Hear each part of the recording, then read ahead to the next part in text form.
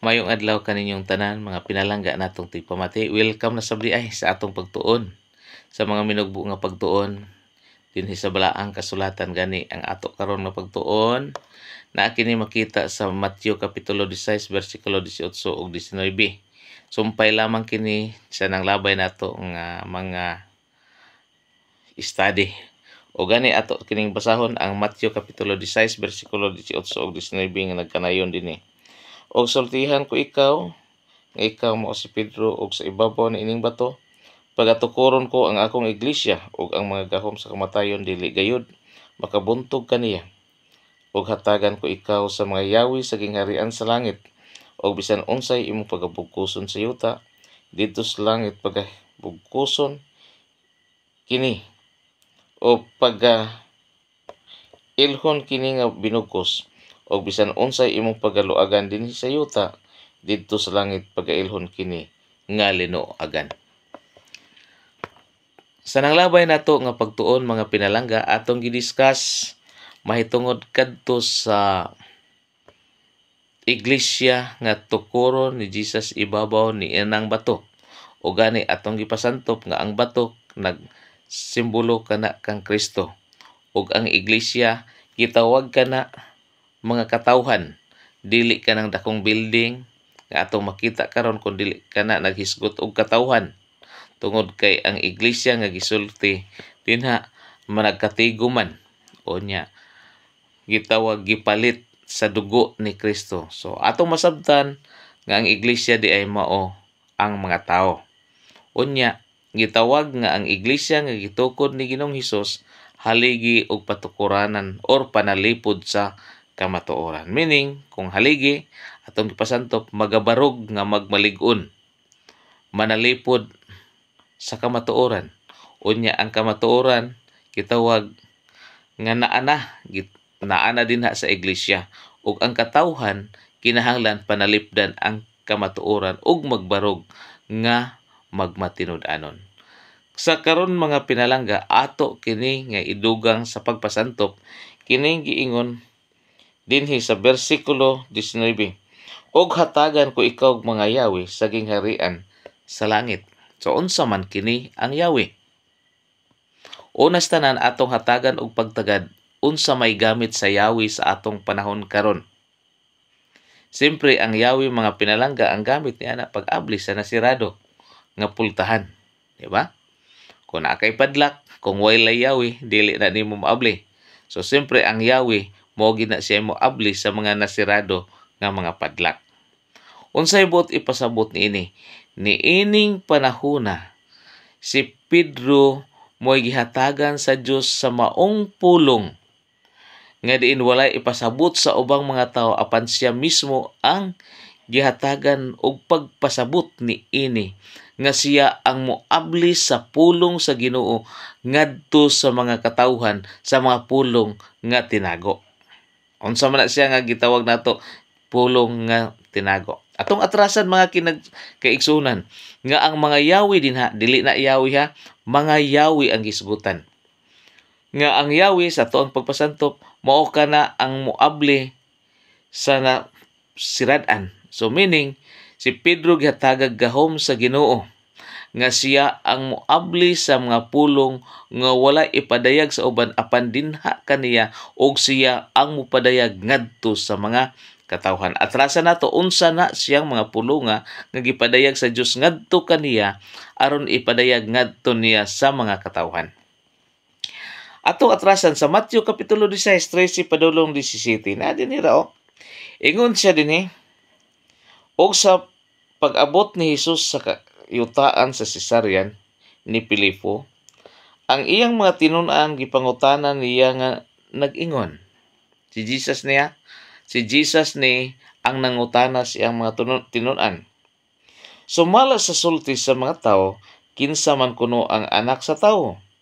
Og sila miingon kaniya, ang uban nag-ingon nga si Juan nga Bautista kuno, ang uban nagaingon nga si Elias kuno, ug ang uban nga si Jeremias kuno, o sa usa sa mga propeta.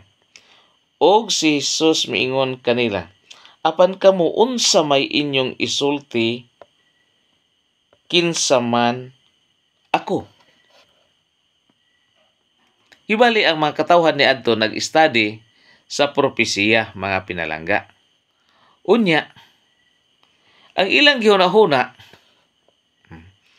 may tungod kang Jesus, ang uban nag-iyon mo ni si Elias. Hibali ang espiritu ni Elias naa kang Jesus.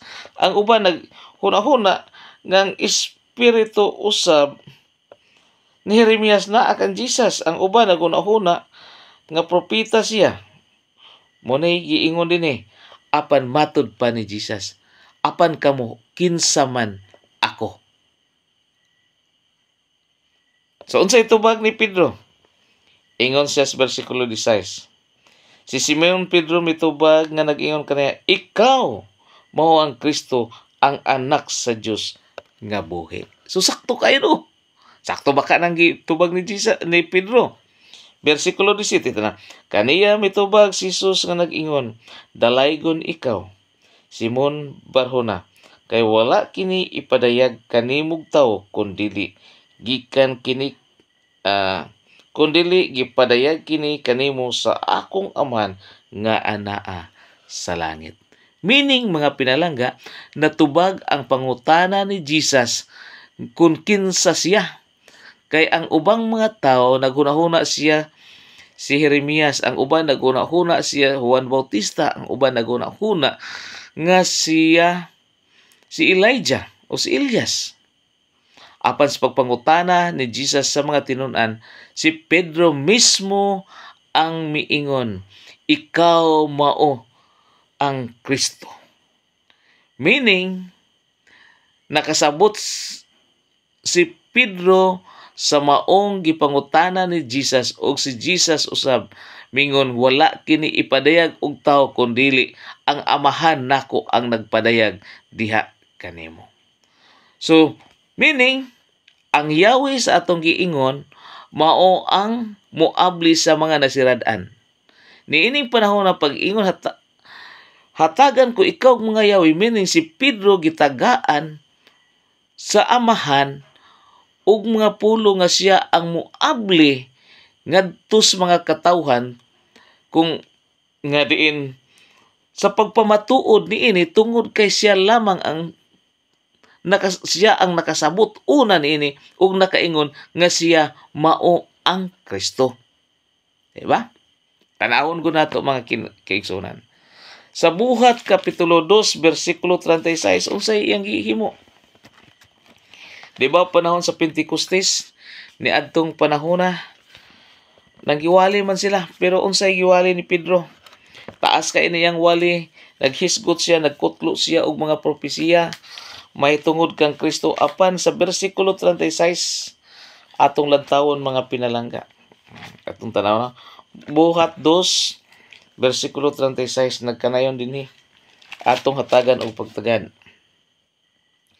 Ingon siya dinhi, busa ang tibuok banay sa Israel kinahanglan masayod sa tinuod gayud nga sa Dios si Jesus gihimong Ginoo ug Kristo, ang Jesus nga inyong gilansang sa cross. Kung ato ning atrasan mga pinalangga kining wali ni Pedro sa Buhat Kapitulo 2, nagkutlo siya ang mga propesya diha sa balaang kasulatan sa daang tugon. Onya, iya kini nga gisaysay, iya kini gikunik nga kadtong mga iyang gikutlo nga mga basahon, nagpamatuod mahitungod kang Ginoong Kristo. O gani sa versikulo 36 miingon siya busa, meaning kanang pulong busa usana ka konklusyon panapos sa maong obserbasyon. Miingon din siya, ang tibuok banay sa Israel kinahanglan masayod sa tininuod gayud nga sa Dios si Jesus gihimong Ginoo ug Kristo, ang Jesus nga inyong gilansang sa cross. Kibali sa panahon sa kaadlawan nila ni Jesus, ang iyang pangalan mao ang Jesus, ang Kristo mo ning Mesiyas nga ilang gipaabot, o gani wa gid sila nakabalo nga mao di siya apan karon lang ang mga katawhan nakasabot sa diha nga si Pedro miwalin ini tungod kay siya gitagaan sa amahan nga siya ang moabli sa maong pulong ngadto sa mga katawhan. Ato bang nakuha ang punto mga kigsunan? Nga pag-ingon sa Ginoo, pag-ingon ni Jesus, hatagan ko ikaw sa mga yawi sa gingharian. Meaning ang yawi mao ang pulong sa Ginoo nga gihatag sa amahan, gihatag gikan sa man ngadto kang Pedro nga siya ang upi ni ana mahitungod kang Ginoong Hesus o kang Kristo o kang Ginoong Hesus nga siya di ay ang Kristo nga Mesiyas nga gipaabot sa dugay panahon. Nakasabot ba ang mga giwalihan ni ana? Nakasabot gani, miingon gani. Og sa ilang pagkadungog niini, gisakitan sila sa kasing-kasing og kang Pedro og sa ubang mga apostoles sila nangutana nga nag-ingon, mga igsuon, unsay among pagbuhaton? So ang wali kaniadto mga pinalangga sa panahon sa mga apostoles, ang ilang gipadako mao ang Kristo. Tungod kay kadaghanan kaniadto wala gayud mo tuo nga si Jesus mao ang Kristo. So mo ni siya ang giingon sa Matthew 16, hatagan ko ikaw og mga yawi sa gingharian. Ang sumpay mga pinalangga, atong hatagag pagtagad sa Matthew kapitulo 16 magyapon to bersikulo 19 nag-ingon dito. Atong hatagag sumpaya. Og bisan unsay imong pagabugkoson dinhi sa yuta, dito sa langit pagahimuon kini nga binugkos. Og bisan unsay imong pagaluagan dinhi sa yuta, dito sa langit paggailhon kini nga linuagan. Doon ako'y naka-istorya ni ini mga pinalangga. Matod pa, pagbasa ni ini, bisan kinsay imong binugkos din sa yuta dito sa langit binugkos. Matod pa niya, pag ang imong pangalan ma-erase na gani sa church book, erase na sab ang imong pangalan dito sa langit. Samtang na malandong ko ani mga pinalangga, ato sa ning ihatag ha, ang view sa uban. Samtang na malandong ko nini, di ba halos karon mga simbahan na anay church book, na anay church record book? Daw bi karon. Halimbawa lang kung mao gid ni ang saktong mapagpasantop nga kung panahon nga ma-erase ang atong pangalan diha sa record book sa atong iglesia, erase na ang atong pangalan dito sa langit. Karon be, halos man karon sa atoa mga simbahan naa nay listahan sa mga miyembro. Daw be kung mubalhin ko gikan ni ini nga grupo nga giingnon ka lang nga kini wala ang daghan, wala din ha ang tibuok nga kamaturan ingnon talang ni ana. O mibalhin ko ni ini nga grupo, unya mi adto ko sa pikas nga grupo. Daw be, kay ang akong ngalan, irison man diri ni ini nga grupo, buot pasabton, nga na-iris na ko dito sa langit. Pananglitan ba ingnon nato? Ingnon lang nato kanang klaro-klaro ba? Pananglitan usa ko ka ingnon talanga ilang mugkalain mga kison. Ingon ko usa ko ka Baptist.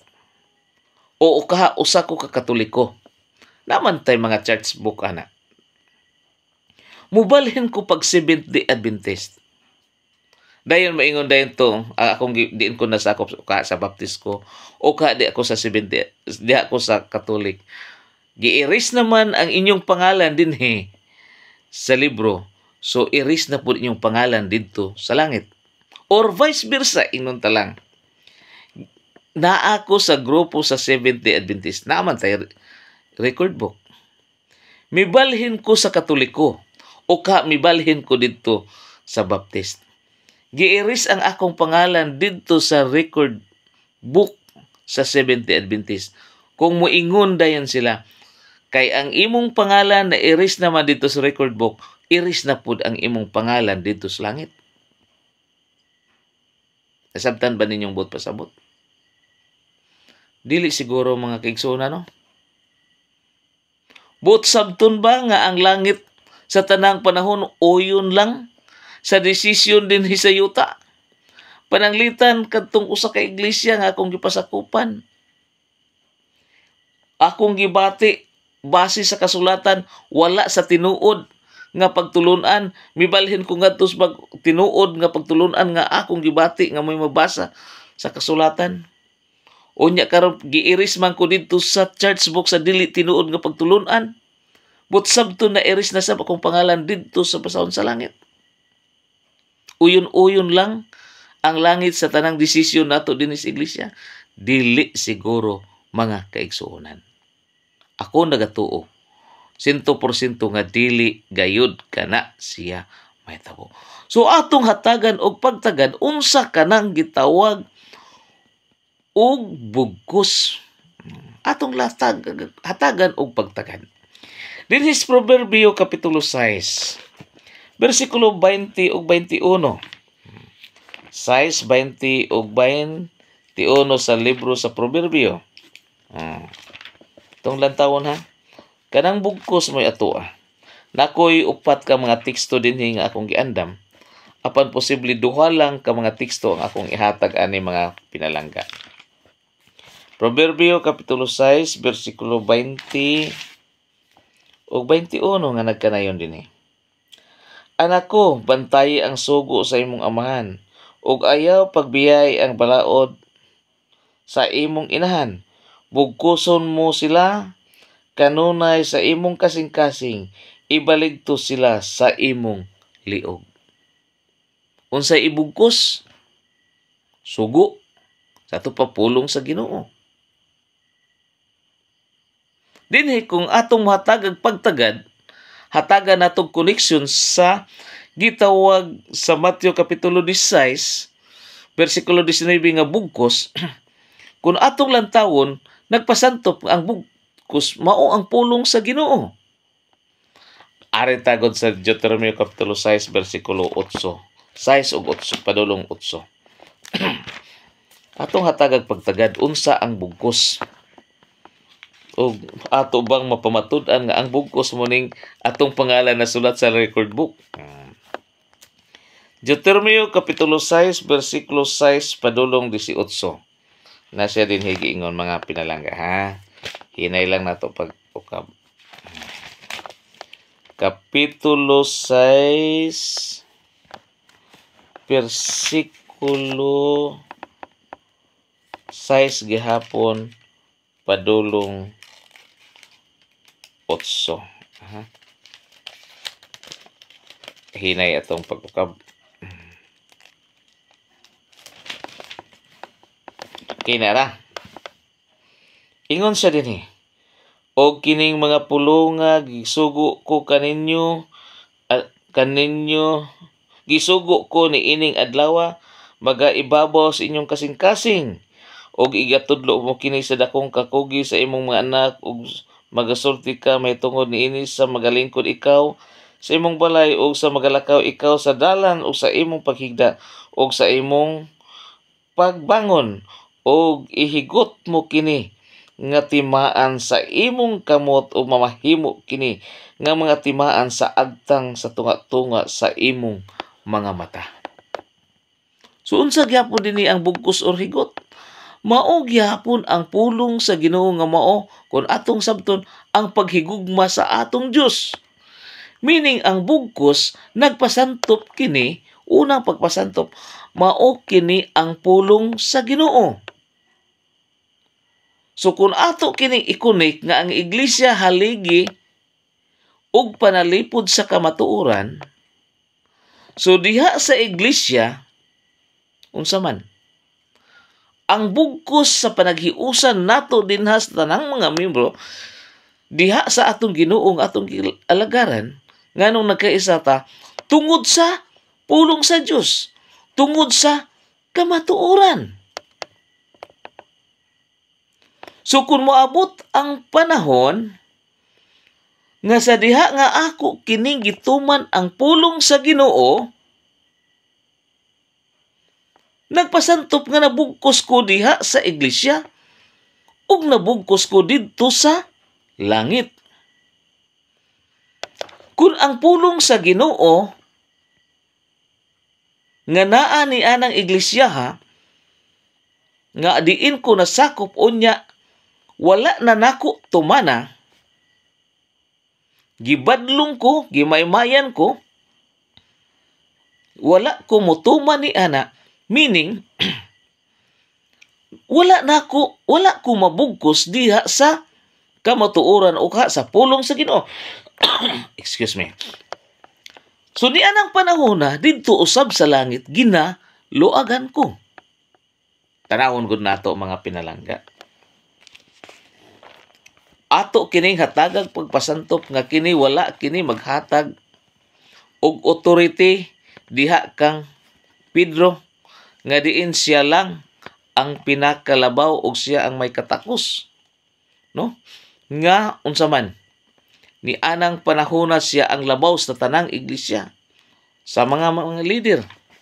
Tanawon gud nato ang Buhat kapitulo 8 bersikulo 18 mga pinalangga. May tungod ni anang bugkos ngano nga kinahanglan man gyud nga atong masabtan nga mao ang pulong sa Ginoo. Buhat kapitulo 18 bersikulo 18 na dinhi. Ingon siya dinhi. Mateo kapitulo 18 bersikulo 18 gyapon. Ingon siya dinhi. Atong dito. Sapagkat tinuod magaingon ako kaninyo nga bisan unsay inyong pagabugkoson dinhi sa yuta, didto sa langit pagiilhon kini nga binugkos, o bisan unsay inyong pagaluagan dinhi sa yuta, didto sa langit pagailhon kini nga linuagan. Ganiha sa Mateo 16 bersikulo 19, bisan kinsa ang imong bugkoson dinhi sa 18 bersikulo 18, bisan kinsa nga inyo sa ato pa daghana pagabugkoson. So wala magdiligit ngadto lang sa usa ka tawo ngadto kang Peter, no? Kundi sa iyang mga tinun-an dinhi gisgutan na og inyong pagabugkoson. Nganong nahitabo man nga pagkasulti ni Jesus?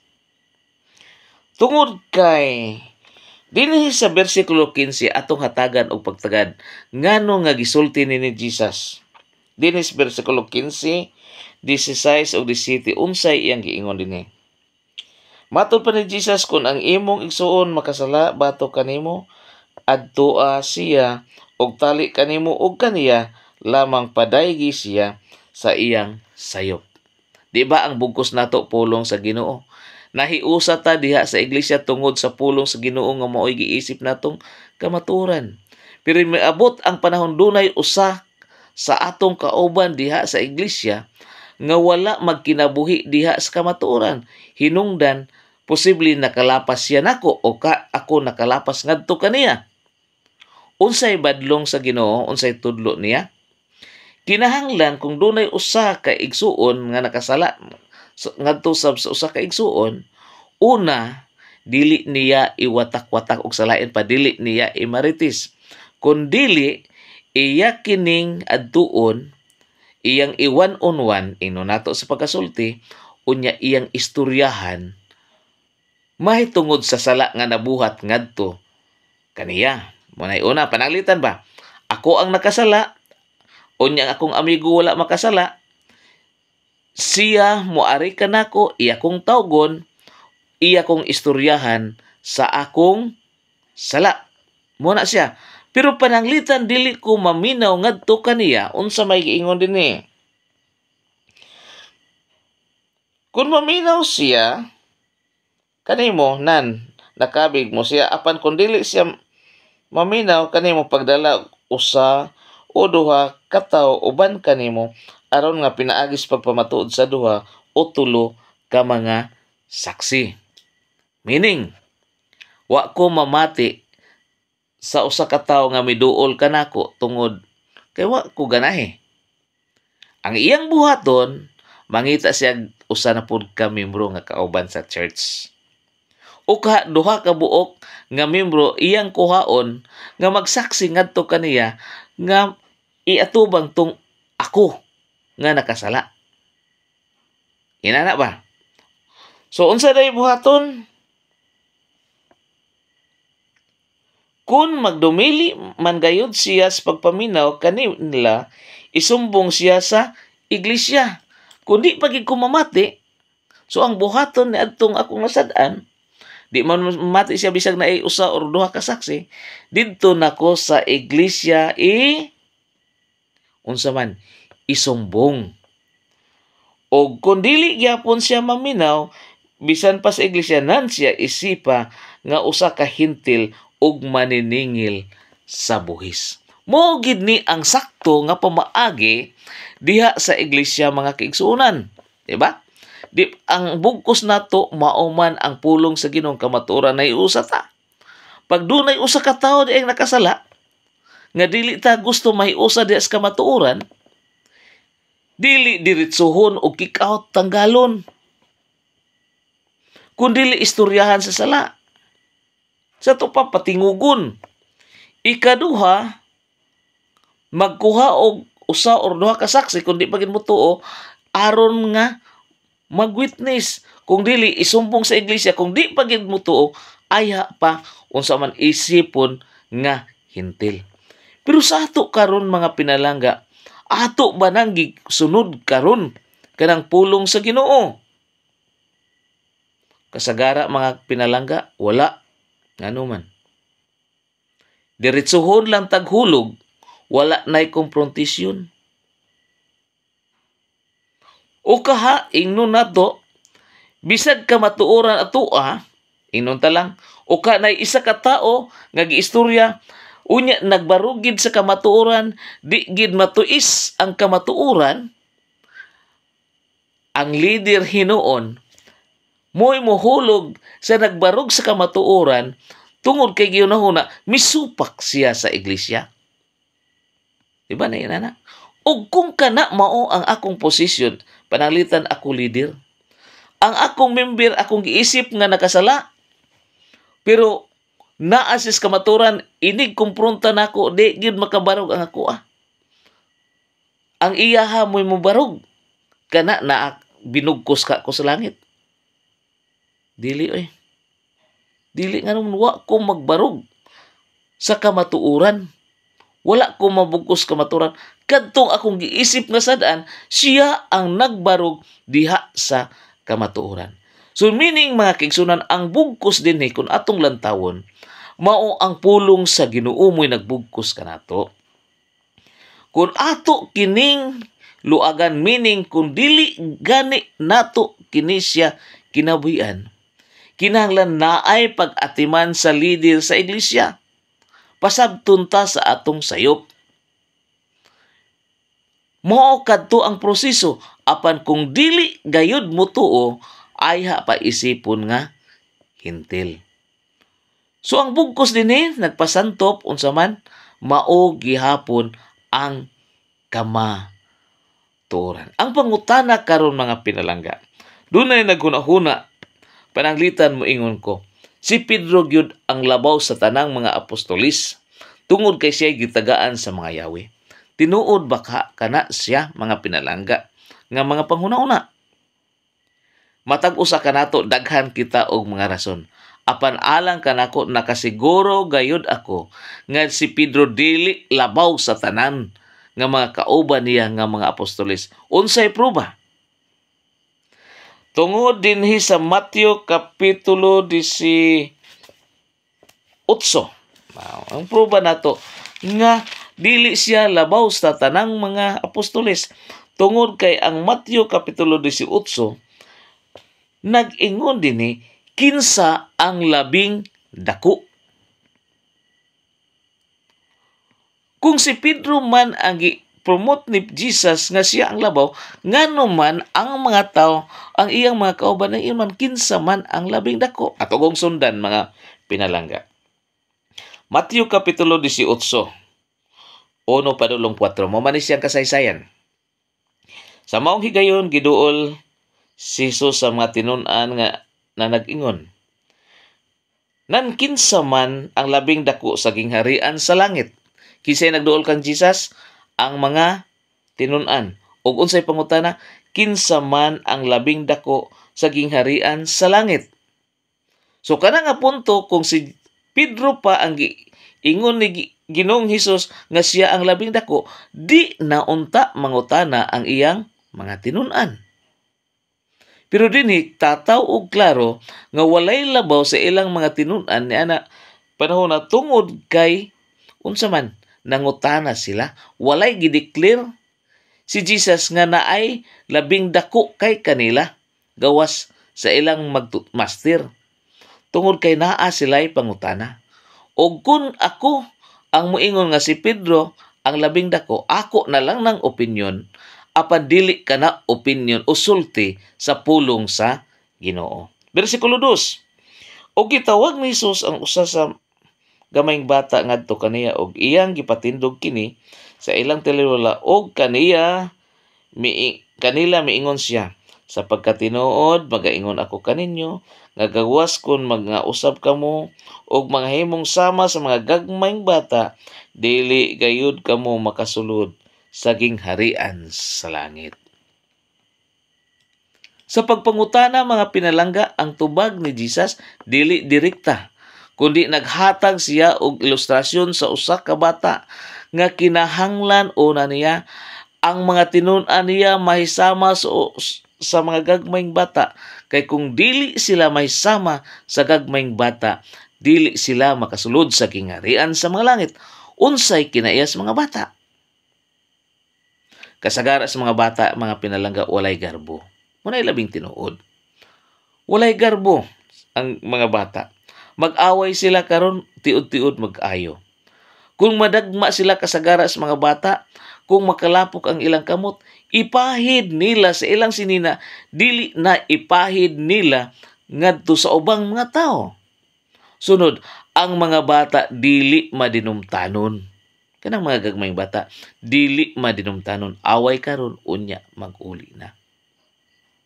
Wa sila maghuna-huna og kinsa ang superior kanila. Moni ang buot ipasabot ni Jesus. Nga naman, versikulo 4 nag-ingon, busa bisan kinsa nga magapaubos iyang kaugalingon, sama ni ining gagmayng bata, siya maong labing dako sa gingharian sa langit. Unsa ang gikuha ni Jesus nga importante nga kinaya sa bata? Mao ang pagkamapinobsanon. Nga naman, nao 4, busa bisan kinsa nga magapaubos sa iyang kaugalingon, sama ni ining gamayng bata, siya maong labing dako sa gingharian sa langit. Meaning mga pinalangga, kung kita gusto nga labing dako sa gingharian sa mga langit, dili ta mahimo din sa yuta nga kitay hawd. Nga naman karon kasagara sa ato mga kigsuunan. Pag mahimo na ganitang pastor, mahimo tang dagkog katungdanan sa iglesia, ato lang na ay atong kinaiya usahay, nga ato na lang sika-sikaan ang atong mga membro.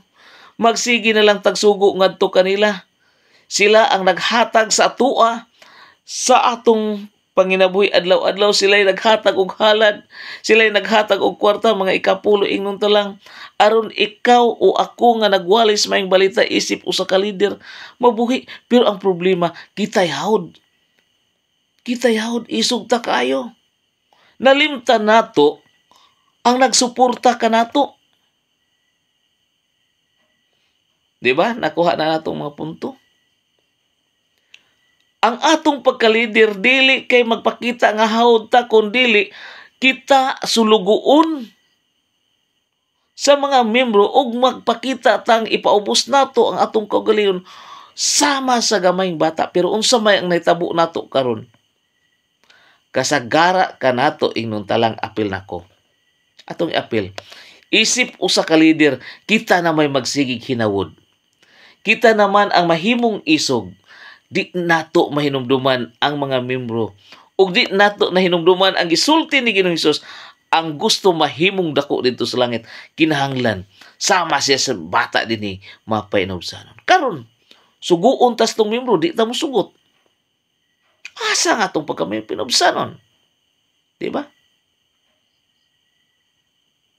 Mao kini ang kinaiya mga kigsunan, ug mo ni ako makaingon nga walay giisip nga dako sa ila dito adtong panahon na, walay labaw sa mga apostolis ni adtong panahon na, apan gipakita ni Jesus nga kung kinsa ang gustong mahimo, meaning gustong mahimong dako didto sa langit, kinahanglan magpaubos siya dinhi nining kalibutan.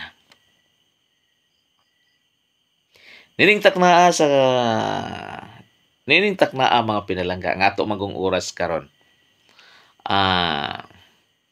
Banda alauna ni sa kabuntagon ang atong pag-record kay Linaw. Ning taknaa